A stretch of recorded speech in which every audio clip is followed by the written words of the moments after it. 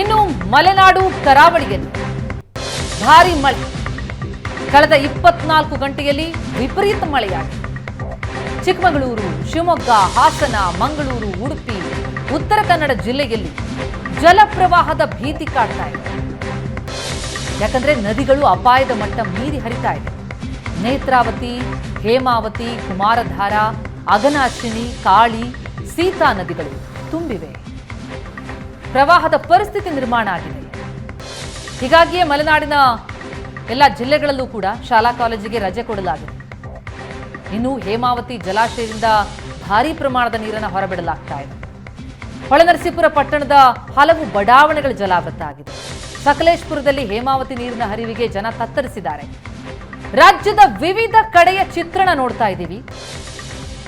ಎಲ್ಲಿ ನೋಡಿದ್ರೂ ಬರೀ ನೀರೇ ಕಾಣ್ತಾ ಇದೆ. ನದಿಗಳು ತುಂಬಿ ಹರಿತಾ ಇರುವಂತಹ ದೃಶ್ಯ ನೋಡ್ತಾ ಇದ್ದೀವಿ. ಪ್ರವಾಹದ ಆತಂಕ ಕಾಡ್ತಾ ಇದೆ. ಸೇತುವೆಗಳು ಮುಳುಗಡೆಯಾಗಿದೆ, ಜಮೀನುಗಳು ಮುಳುಗಡೆಯಾಗಿದೆ.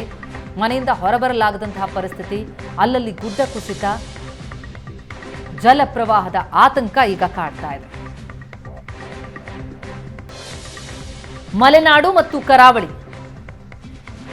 ಎರಡೂ ಕಡೆಯಲ್ಲೂ ಕೂಡ ಕಳೆದ 24 ಗಂಟೆಯಲ್ಲಿ ವಿಪರೀತ ಮಳೆಯಾಗಿರೋದು. ನಾವೀಗ ನೋಡ್ತಾ ಇರುವಂತಹ ಚಿತ್ರಣ ಮಂಗಳೂರು, ಉಡುಪಿ ಮತ್ತು ಹಾವೇರಿ.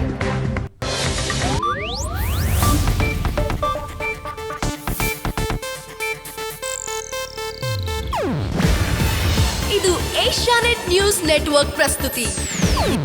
ನೀವು ನೋಡ್ತಿದ್ದೀರಾ ಏಷ್ಯಾನೆಟ್ ಸುವರ್ಣ ನ್ಯೂಸ್.